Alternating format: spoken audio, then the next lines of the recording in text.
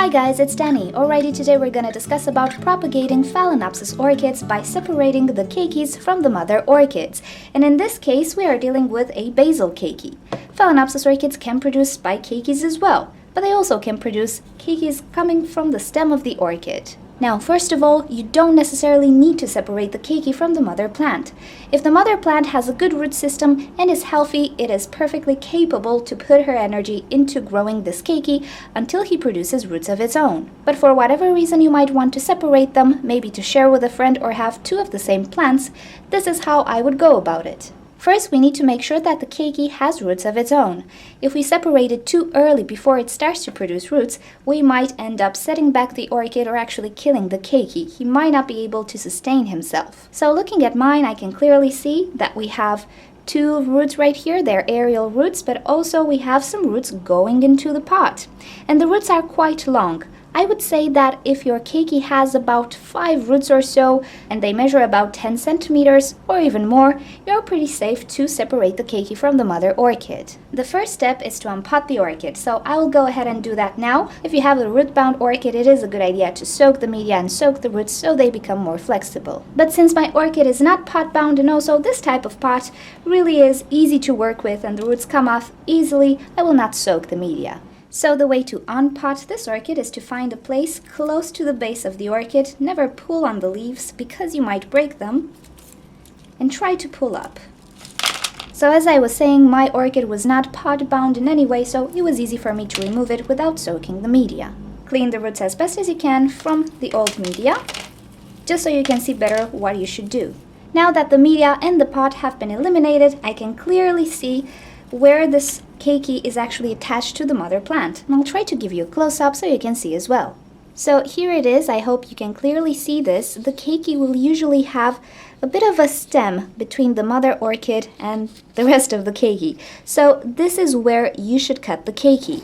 Never attempt to cut it somewhere on its stem or above the root system. Always cut below its root system. So in my case, I will need to cut right here. This is the stem that connects the mother plant to its baby plant. Okay, I actually filmed the moment where I made the cut, but due to some technical difficulties, my camera simply did not film that moment. I'm really sorry, but I will do my best in recreating the moment and explaining how I cut the connection. So to cut the connection, we can use a sharp pair of scissors. This is what I used. You can also use a pair of pruners and they might work even better. Also, you can use a sharp cutter or a cutting knife. Before you proceed to cutting, it is a very good idea to sterilize your tools. To do so, you can use alcohol and wipe the blades. You can also use bleach and you can also flame the blades, but just make sure you don't hurt yourself. Okay, so this is how my orchid was connected. And this is the stem that I actually had to cut. So how I did this was I just placed the blade in this manner and I made sure that I did not cut any root or any leaf. So make sure that you're actually cutting only the rhizome. Take your time, don't hurry, and when you're ready and sure, just give a clean cut, just like so. If you would have used a blade instead of the scissors, just make sure that you don't cut anything else. You can actually go pretty deep with the blade and actually cut some roots. So just make very tiny cuts. Don't hurry until the rhizome separates. And I hope you can see here. In any case, I really hope I did a good job. If you still have further questions or I didn't explain it properly, please leave me a comment down below and I'll try to explain, but hopefully you can see all we try to do is separate this rhizome that connects the baby plant from the mother orchid. So here we have the mother plant and the separated keiki.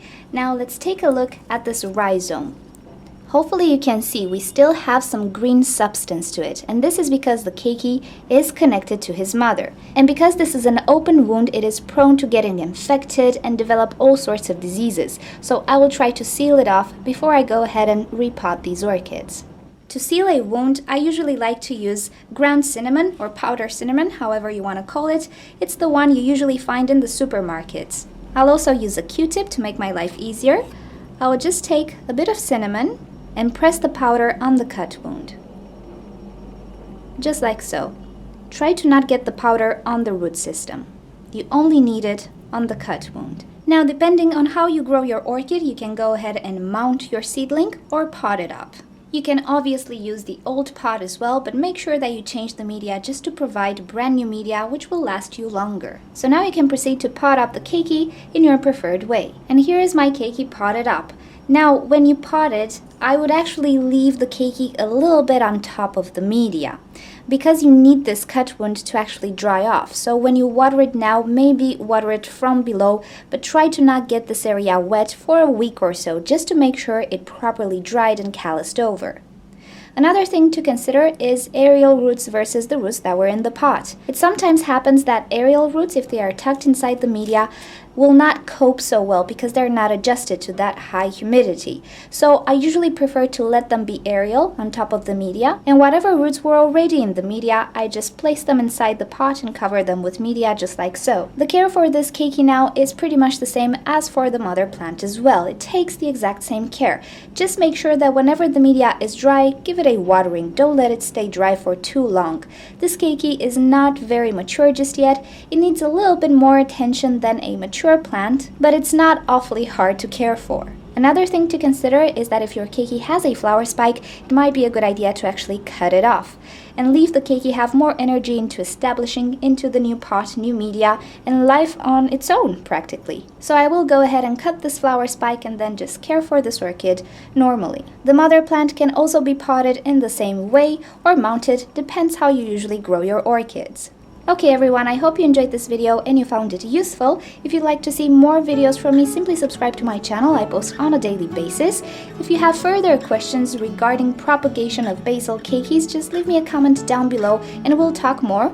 Also, you can leave me any other type of question regarding orchids or suggestions for videos in the comments below and I'll get back to you. If you click on the left side of your screen, you'll be directed to orchidnature.com, where you will find care sheets, identification sheets, and also you can talk to us in the forum section. And on the right side of your screen, you can click to watch another orchid video. Thank you for joining. I'll see you next time. Bye!